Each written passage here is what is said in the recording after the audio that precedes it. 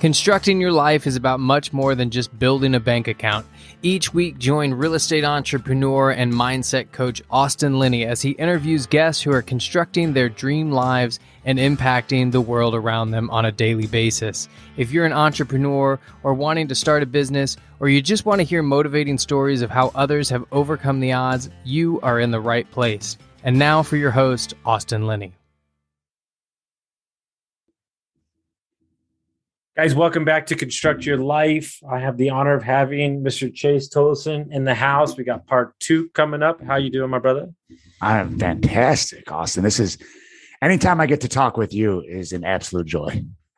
Yeah, man. We were just rapping beforehand about life and about other stuff. And, you know, for anybody that didn't listen to Chase's episode, you can go back and check it out. He's a fitness mindset coach, story work coach. So we'll throw all that out the window. You can figure it out. But I'm just going to let I think I have, the funny thing is I have a couple concepts always rolling around in my mind, but maybe they're not ready for public or, I haven't totally formed the idea.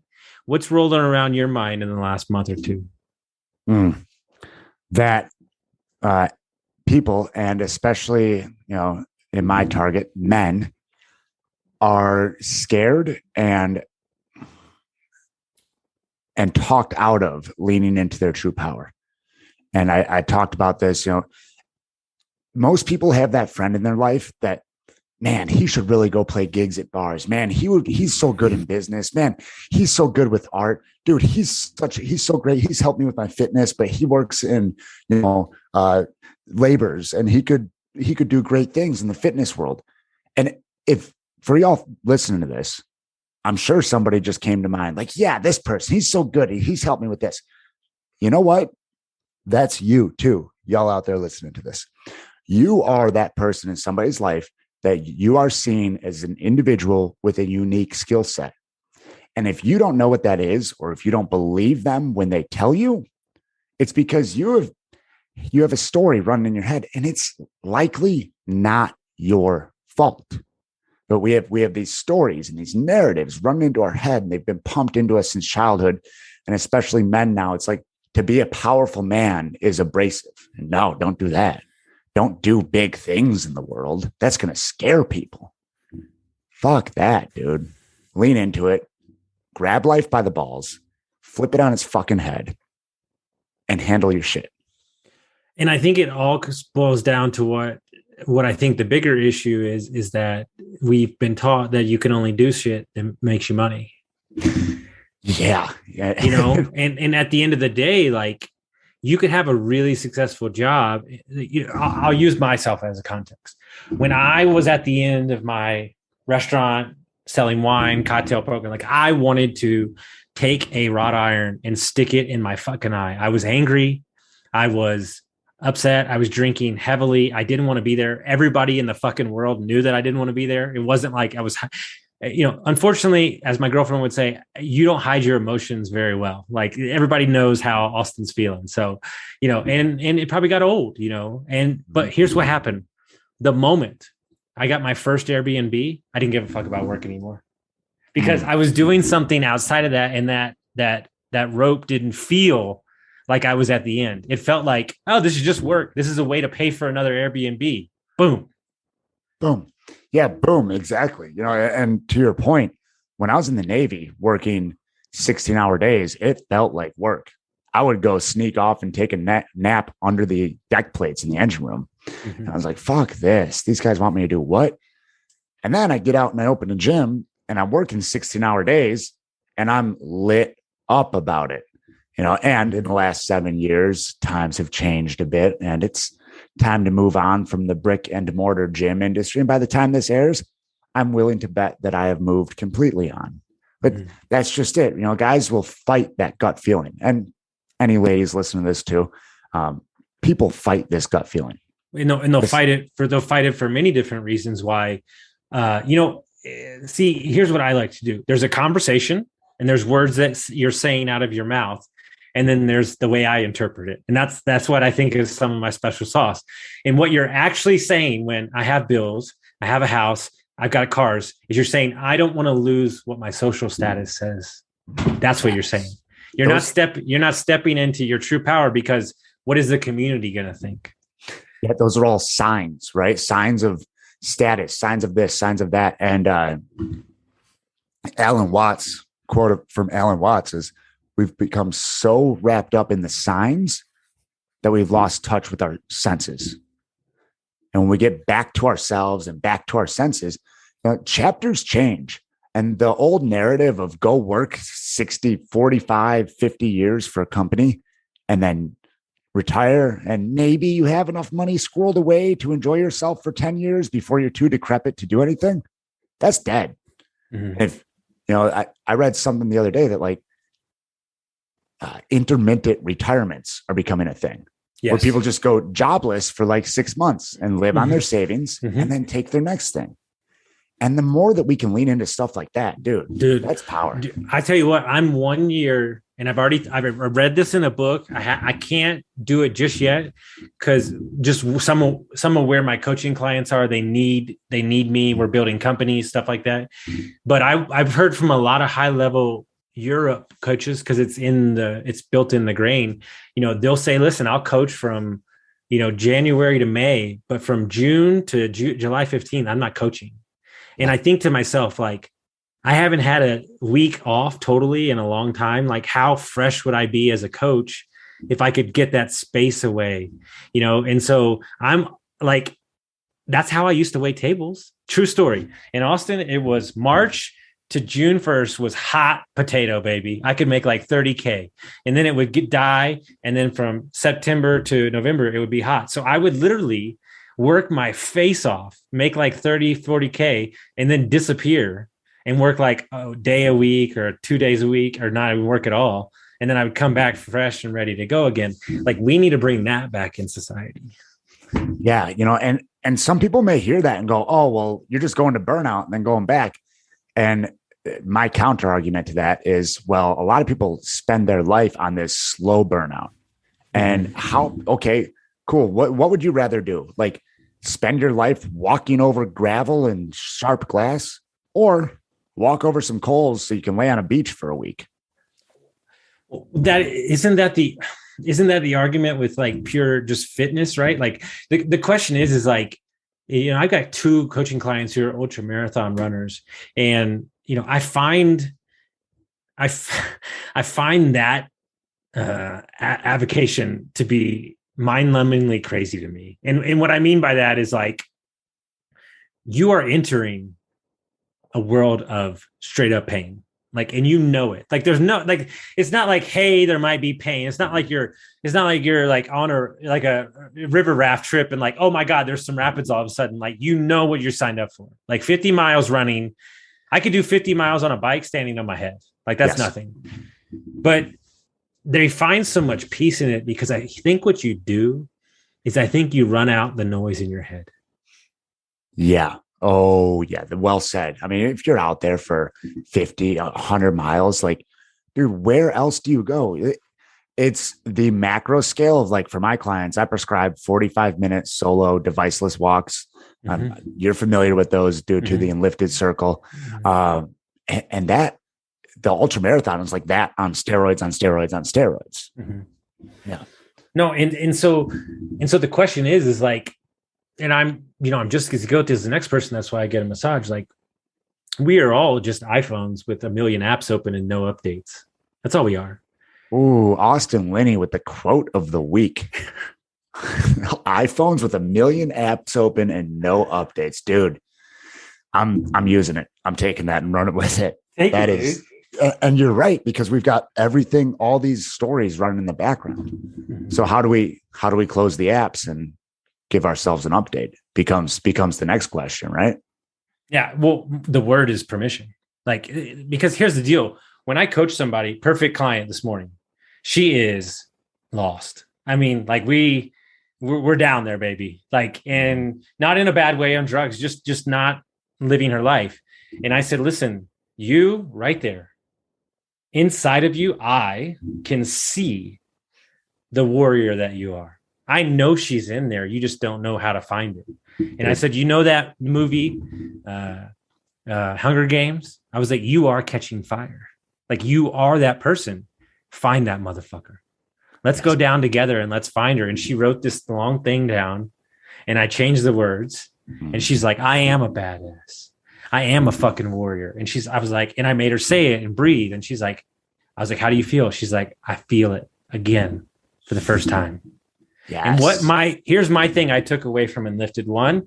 And Lizanne said it about me. She said, I've never seen anybody do this. And I said that I know inside your story are the words that set you free. And this is greater than the soft talk.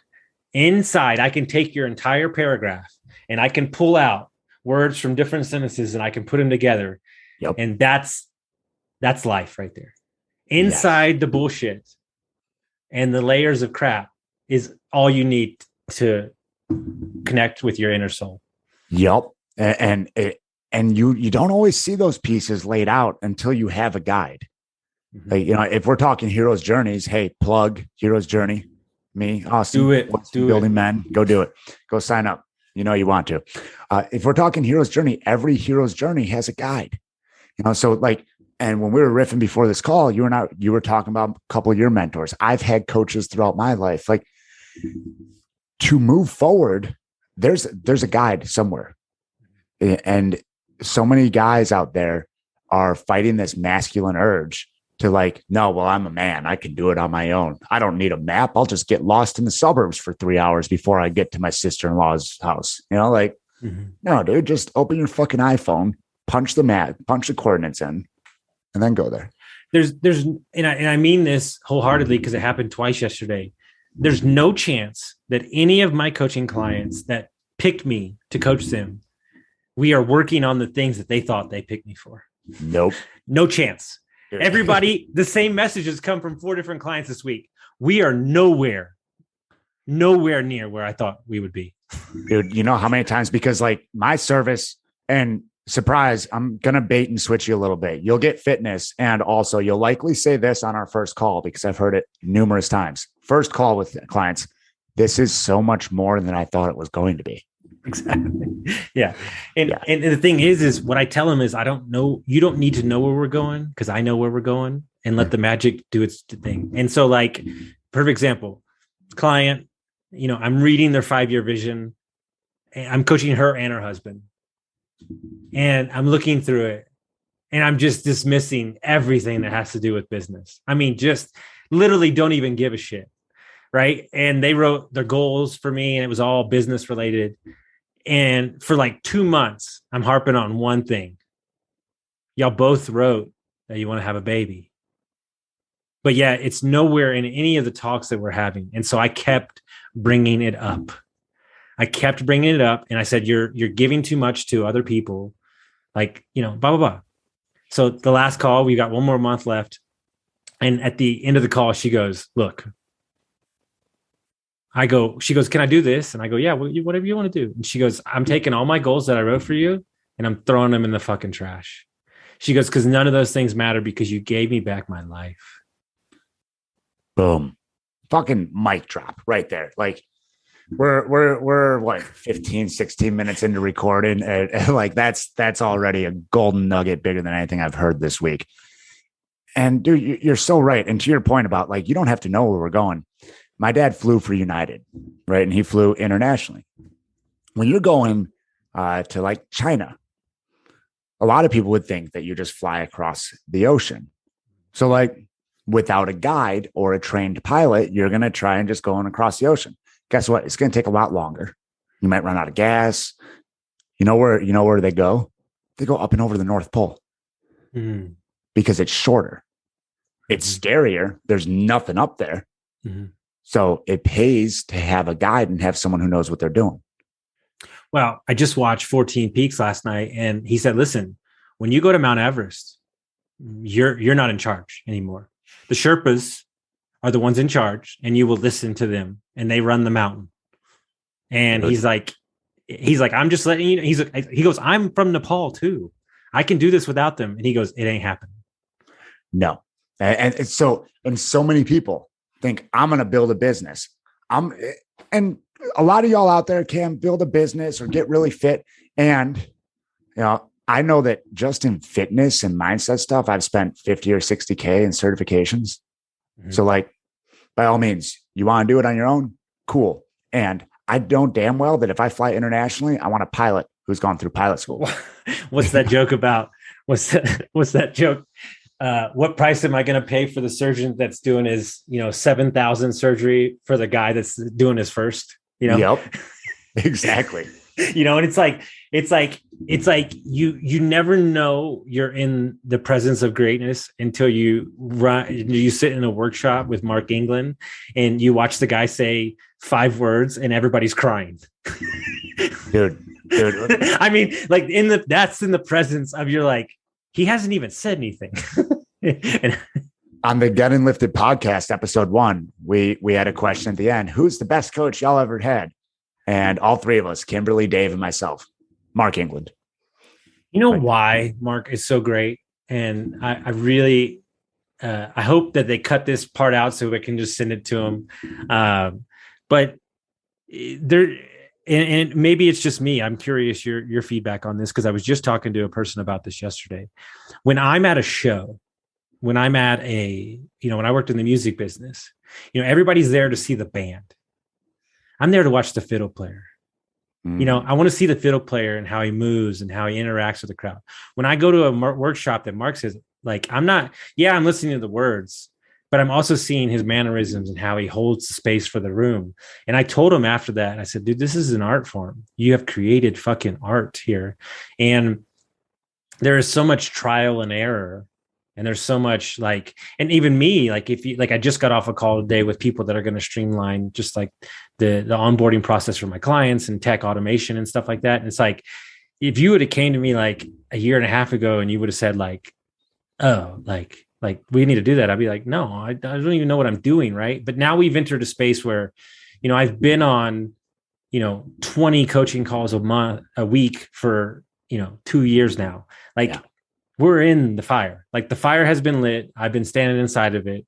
There's no space that I'm entering where I'm uncomfortable, but it doesn't mean I have all of the skills necessary, because even me, I think that in my coaching style, the only thing that's missing that I will continue to work on is the dynamic of coaching them when I'm not on Zoom with them. That's the next iteration for me. What does that look like for you? I'm curious. I've seen it from a corporate level, and it's worksheets and kind of and basically we're going to do that with the book I'm creating, which I think that'll be an interesting conversation offline to tell you how we're going to do that, which is going to be out of the box. But the question remains on multiple levels is Mike DeSanti said this to me, and I can't get it out of my fucking brain, is how do we create the second circle of impact? It's cool. You're coaching your clients and you're impacting them, but they're out there impacting them, somebody else. Yeah. And so the question is a lot of my guys want to be coaches.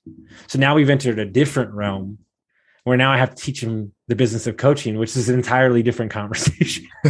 Right. So but I think, and I'd be curious to hear your thoughts on your clients, is I feel like I'm Lewis and Clark. I feel like I'm out there trying the new tech, doing the new podcast stuff, choosing the new styles. And then I'm turning back and going, okay, guys, do this, don't do this. I'm going to save you some money. Boom. That's what I feel like I have turned into, basically. I was cohort 2 in a business that does fantastic things for the gym industry and how to coach people and how to get them out of pain. I was in cohort 2 there. I was in group 9 and in lifted level 1. So I was one of the first 90 level 1 coaches. There's over 200 now. Cutting edge. Show me something new and I'll jump. And then when we take that stuff, to your point about being Lewis and Clark, you take all this stuff where you were in the front end of it, and then you can meld it and create your own system. Dude, that's it. I mean, that's how we uniquely change lives. And there's so many motherfuckers out there taking this copy and paste and giving it to their clients and calling it coaching. And I've been a part of it I've had it served up to me. coaches who like, hey, we're going to help you build an online business. And it's not coaching. It's a bunch of plays. What it looks to me in my head and in my brain when I see that, it's a skeleton.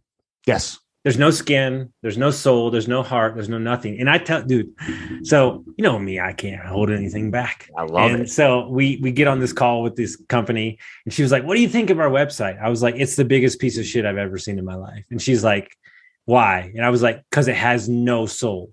Your website has nothing." And she goes, "I know." And I go, "Okay, well, that's why." Look, I'm not per se a marketer, right? But I help people market and tell their story. But what I do know is people. And you know how many people I've met that are amazing at building algorithms and amazing at building websites, but they have no front client facing experience whatsoever. And their software looks cold, not functional for a human. And I'm saying to them, like, that's why you need me to understand the experience. When you're an Airbnb host, you go and stay in your Airbnb and you say, okay, from a point of view, this doesn't work. This does work. Great. Because I'm telling you right now, I can go in and I true story. I could go in and clean that property 60 times, but until I stay in it for a night, I won't pick up the 3 things I missed. Ooh, right there. That's next level, you know, and I see the same thing with fitness coaches that know all the science, you know, here's, you know, this loading and this dosage and this volume and this and that, and they don't know people. And it's the same thing. They know all the fitness algorithms. They don't know how to communicate. They don't know how to connect with people. And they don't know how to address what's really going on between the ears, because surprise, fitness, most people just want to feel how they think fit people feel. And there's a lot of really fucking unhappy fit people out there. Oh, yeah. Just broken in half. Yes. Yeah, internally. You know, and what's interesting is everybody asks me all the time, like, they ask me all the time. Like, I want to tell you this concept because you probably never heard this either. Because I had a client ask me, and I never had anybody ask me. They were like, what do you read? And I'm like, okay, that's an interesting question. And I'll serve it up to you like I've never done before. I read books for y'all and I read books for me. And they're like, what the fuck does that mean? And I'm like, well, all my books are centered around how to sell companies, private equity, you know, leadership. And then I read books on habit forming, you know, new real estate stuff. That's for y'all. But what's interesting is they asked me, if you could just learn one thing for the rest of your life, what would it be? Communication. Communication. Because communication is wrapped in influence, wrapped in leadership, wrapped in everything. And like, if I'm calling myself out, the people closest to me, that I could do better there. Like, because there's a lot of unwanted expectations inside my soul. It's interesting, right? As a coach, how well we can communicate with clients, and then we get down to the people closest to us. And like for me, and I won't project this onto you. I do know I've talked to other coaches though. For me, I can communicate so well with my clients, and then I get down to like my family, my close friends, and it's like, well, I don't want to push coaching straight onto them. Well, I'm going to hold back a little bit here. And next thing you know, your fucking clients almost know you better than like your good friends. Mm-hmm. Yeah. Well, and I think also this is something that I think I've made peace with in the last 24 hours. Because I was talking to an ex-client and a friend of mine who we do some business together with. And he said he went to a conference, and he's not a heavy drinker, but he was drinking with everybody, hanging out, networking and stuff. And he said, I don't want to do that. And I go, elaborate. And he goes, dude, I've got 3 kids. We're trying to build up to my future right now. We've got a lot of big stuff going on. He goes, I just want to build. And so I think, to be honest with you, I think I'm a bad friend right now because I just don't give a shit. Like right now, I fucked up my life. Not fucked it up, but I was drunk for most of my life and out of shape. And I am healthy. I'm happy. And shit is popping the fuck off. And I am in empire mode. And so like, I'm not a good, but I've never admitted it to myself completely that like that is the sole focus right now. And I think I just need to make peace with it. Yeah. And so for me, and this, thanks for bringing that up. because it sparks what's been this divide for me for the last 2.5 weeks. Because my 27-year-old brother passed completely unexpectedly out of the blue, perfectly healthy kid, just boom, gone. And I'm at even before the celebration of life, a couple of his buddies, our buddies, are sharing a video they made in Michigan for the 4th of July. I wasn't there because I was running a gym. There's a picture from his 25th birthday on the picture boards at his memorial service. Guess what? Chase wasn't there because it was a Sunday afternoon. We had to get home and be ready to work early in the morning. Mm-hmm. So there's I get empire mode, and I'm still very comfortable with the decisions I made because they brought me to where I am now. Mm-hmm. And moving forward, I am shining lights in the darkness to find my balance, to find a way to be this fucking gangster that y'all know me as. I'm going to continue changing lives. And also I'm going to build as many memories as possible. 100. You know, it's the same thing my other co-host has said. He said, work-life balance is the biggest load of horse shit they've ever dumped on people in your life. He said, what you're looking for is control work-life balance. Yes. And here's the deal. From Monday to Wednesday, stay the fuck out of my way. Dude, I'm a Mack truck. Meetings, business. Friday, Saturday, Sunday, you can catch me. You can catch me in the woods. You can catch me grabbing coffee in the morning. I've made a decision that that's what I'm going to do. And as my coach said, he said, physically, you made the decision. Mentally, you haven't caught up with it yet. And was the thing. That was the thing that really got me, messed me up. And I was like, no, you're right. But he goes, but now you know. And now we know. And so it's an everyday process. You know, one of the things that cracks me up the most, and I think is the funniest fucking question I get in my life, especially people that are in recovery that I coach. Well, I mean, you never feel bad. You always want to do it. You don't have limiting beliefs. And I go, every fucking day. Today was a perfect morning. It's 10 degrees outside. I had some private conversations with myself in my head before I fucking, I had to throw on some EDM music to fucking get me going, but guess what? After the first step, we were out there, baby. Yo, I opted to sleep in this morning because it's been a rough 2.5 weeks. Last night was the first night that my wife and I ate dinner at our house, as opposed to spending time with my parents and doing all that. And you want to talk about shit self-talk?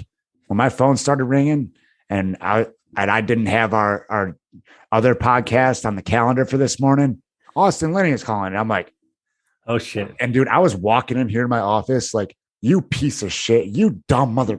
It happens. Yo, I teach people how not to do that. And I still do it. The difference is that I can catch it. I do. Well, yeah. The difference is that we don't attach ourselves to it. Yeah. That was a better way to say that. Yes.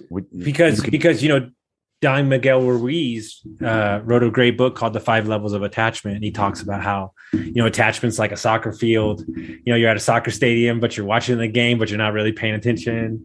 But then the rabid fan is the one who's crazy attached, mm-hmm. and he's wearing the jersey and all this shit. And so, it's one of those things where, but I think the bigger part of the attachment piece is not attachment to this. I just read this book called The Gap and the Gain, and it's this search and expectation on our ideal self, and we're living our life off of that, and we're always going to fall short of that, human, always, because if you don't, then what's life for? And then the second thing is by changing the frame and saying, yeah, but 2 years ago, I was 70 pounds overweight and I didn't have a podcast and I was still waiting tables and I was still bartending. I would give everything up to be having this conversation with you right now, but I'm not finding any joy from that because I'm just focused on the next fucking conquer, Right. Yeah, dude. I'm right there with you. 2 years ago, I didn't have people reaching out, because my podcast is intermittently published. It's a side thing. I still do all my editing, which I need to start reaching out and getting some references for editing and publishing. And aside from that, I have people reaching out asking to be on my podcast, and I'm still sitting here well, I got to be better with this and better with that. I have people calling my podcast a badass show. Cool. Let's focus on that. Yeah. I interviewed a guy. He was my white whale in my first 100 episodes. And I knew I could get him through my mentor. But I said, no, you know what? I'm going to go do this myself. Like, I'm going to do this myself. And he sold his company for $4.5 billion. He's a savage. He's the king of creative category marketing. He's 2 best podcasts in the country. He is a trip. He drinks whiskey 24/7 and cusses at everybody. He calls Grant Cardone and Gary Vee hustle porn stars, and he fucking hates their guts. It's the funniest shit you ever heard in your life. And I asked him flat out. I was like, hey, you're my number one guest, but I knew that you only respect hustle and results. And I wanted to have 100 episodes in the books before I asked you. And he said, that's the best fucking thing I ever heard. Let's do this. And I was like, but like, that's not what people are doing when it comes to relationships. They're asking for the shit before. So what I call that is social capital. So there are relationships that I'm setting up for 3 to 5 years from now. I don't need anything from you. See, what can I do for you? I'm good. Well, I know, but you did so much for me. I know. And that tank is full as fuck. And so when I make one text and I say, hey, Frank, you're the best wholesaler in the country, and my client's learning to wholesale. Can you get on the phone with them for 45 minutes? Well, I normally charge $2,000 an hour, but for you, I'll do it for free. Sounds good. Thank you. That's the game. I love that. That's and to, I got crystal balls and a fucking crystal pyramid and a salt lamp behind me. And so I'm going to take the hippie side of it real quick. Energy. Like quantum physics says that it's all energy. We're all just vibrating energy packets. And those quantum packets can communicate through space and time. Mm-hmm. So all of that, hey, Dad, these favors that you have in your silo, that's energy. That's good energy that you've put out to people, and it's whirling around out there. And when you call it back to you, that's power. Mm-hmm. Well, I tell you what, man, I read a book that I think you would get a trip out of. And it was, my girlfriend sent me on this path, and I'm already like, my mind is like off of its rocker, but it's called The Emotion Code. And this guy is a doctor who has done work with Tony Robbins. And he found out that you can hold like 12 family members deep, emotional, Is that Mark Wolin? I don't think so. It's called The Emotion Code, but he's basically saying that you can hold you can hold like generational fucking trapped negative emotions, right? Generational trauma is a real thing, and it stores in DNA. And then you could even have a scary birth, and you can have unconscious trauma held. And he had this woman who had 45 years old, and she was having hand tremors for 10 years, and nobody could figure out what was going wrong. You ready for it? You know, the lion at the beginning of the movies? Mm-hmm. She got scared of that when she was a kid, and that's what she was holding on to. Dude, Mark Wolin, he does work with generational trauma. He was on Paul Chek's podcast, Living 4D. And he tells a story on there about one of his first times diving into generational stuff. And this girl was holding on to a trauma from her grandmother that she had never even really met. It's just that it got passed down through her dad to her, and it's imprinted in her DNA. And until you address that, and there's some people listening to this that are like, I'm out. This guy's got, I know 100 people. Dude, crystals, look, I try to keep it like somewhat center. Yeah. But I'm telling you right now, in the simplest way I can show you that this matters, guys. This is the simplest way. This is the way that got me into this stuff to even try it. We were watching a thing about water, and they had 3 waters, and one wrote love, one wrote like smile, and then one wrote like hate, or like a fucking nasty word. And they came back to that water 24 hours. They had rice in it. And the one that said hate, the rice was fermented and it had gone rancid. Dude, it's all over. There's I forget his name, a Japanese doctor that did work with water. Mm-hmm. There have been experiments about talking to plants. Mm-hmm. All right, now we're going down the abracadabra and lifted thing. And words and sound is energy. If everything is vibration, everything is energy, sound is vibration. Ipso facto, sound can create your reality. And the words you use and the inflection in which you use them and the emotion behind them. Because you can't be some nasty, bitter, angry person and stay there, be like, oh, I'm happy. No, I don't believe you. And the world doesn't believe you either. The plants in the water don't believe you.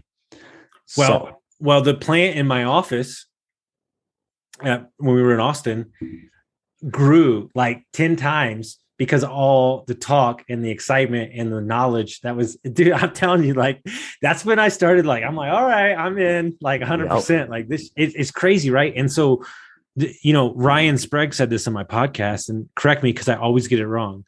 But he said, when we started out as a society, we were a lot like, the Incas and the Egyptian people were very into nature and sun and mind. And that was what side of the brain is that? Which one is that? He always tells me, but I forget.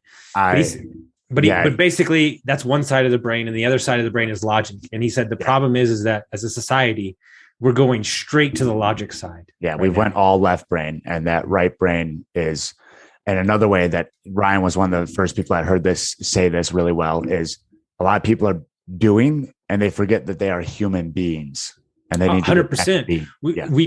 We're machines now. Like I'm gonna meditate for an hour. Like, look at me, look at all the books I read, fucking blah, blah, blah. And like, the thing is like, what you don't understand is I'm not reading all the books and listening to them to get every single word out of them. But I'd rather have that in my head than crap.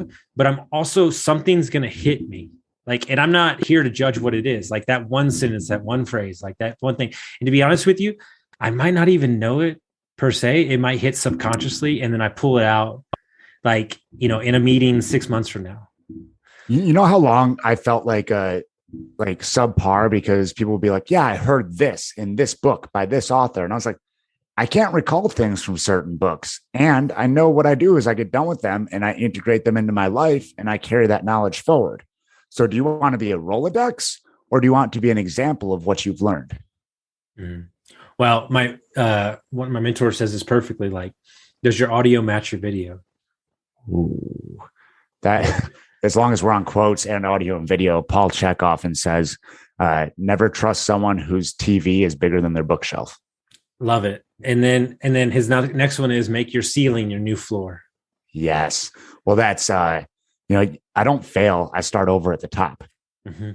Well, look, dude, you've never, you haven't lived until you pulled the ripcord and lost $26,000 just like that. Mm-hmm. I mean, you haven't walked away from a business and said, you know what, I'm going to sign this piece of paper that says I am burning $26,000. But as I got some distance from it, and my friend said this to me, he goes, hey, did you go to college? No, I dropped out 3 times. Do you have a master's degree? No. He goes, well, you just went to business school of life. You'll be fine. And then, and then the next thing is those 2 guys were the reason I got sober. So I'll write that check over and over and over again. Fuck yes. And that's a great analogy, because in the last my gym, like, I didn't go to college. I was a fitness coach that wanted to work out and help people. And I will own this 100%. I was one of the plethora of coaches that didn't realize that he was going to have to run a business. Guess what? Last 7.5 years, I have had much more than 7.5 years worth of schooling education in how to run a business and how to market and relationships and communication and all that jazz. So yeah, I'm going to take a hit when I close the gym compared to the original investment. Yeah, because fine. At the end of the day, you don't even have a gym. You have a ideal version of a gym. And let me unpack that for you. Meaning that a gym is a living, breathing organism that at the end of the day, to be honest with you, you have no control over it. Right. And what you're selling is a version of themselves that they aren't currently. So not only do you have to create the space necessary for them to enjoy themselves and feel comfortable, you also have to illuminate who they think they need to be. Like what a labyrinth of emotions and aesthetics and marketing, right? Yeah. And it's a lot easier to create the space for them to become who they need to be without the physical location. Because in the gym scene, people are like, well, this is where I go sweat and like just work off all my unhappy stuff. And then I go home and then everything comes back. But that's all right because I'll be back here for the hour tomorrow. It's like, no, we're going to do some other things. And people are so resistant to that in person. Like, but I just wanted to get biceps like you. Yeah, because I'll be honest with you, like and I mean this wholeheartedly, like I would venture to guess, and I'm not even in the gym space, I would venture to guess that if I walked into a gym right now, no matter where it's at, let's say Reno, Nevada, which is the closest, that 87% of the people in there are working out wrong. Yes. And physically and mentally wrong. 100%. Like, yeah. You know, my age old quote that they may be using the gym the same way an alcoholic uses a bottle of tequila, which better the gym than the tequila. Yeah. And they're also likely going about the physical part wrong because, you know, YouTube and Instagram have sensationalized certain things. Yeah, that's the next front. I feel like that's the next thing that people are starting to wake up to. And I feel like, you know, and I have no problem saying this. Like no problem saying this because I biked 78 miles before. I've done races. I've 75 hard for 150 days. The hardest workout I've ever done in my entire life was a 5 a.m. Pilates in San Diego. And the instructor said, it was my first time ever. And it was this different type of Pilates, this really hard one. And she goes, I'm not going to lie to you. When you walked in, no chance. And she goes, you really did good. But I was like dying for like 3 days afterwards, sweating. My body was shaking. It was crazy to me. It's people underestimate things that aren't heavy barbells or high intensity. Go get a score, go get your splat points. You know, the basics work. They had it right in the 90s. Lift some weights, go for a walk, and eat like a fucking adult. Done. Perfect. Out. So if people want to find out about the podcast and what you got going on, how would they do that? At Coach_Chase_Tolleson on Instagram, ChaseTolleson.com, and also on Instagram, Primal Man Pathway has all the podcast episodes and some more stuff about the signature 12-week online program where, you'll get shredded and you'll get your abs. And also you'll actually finally be comfortable with who you are. I love it, guys. And if you want to check both Chase and I out in person, we got the Hero's Journey happening in late April. So shoot me a DM, look at my link tree. And if you got some value from this, we'll see you next time, guys.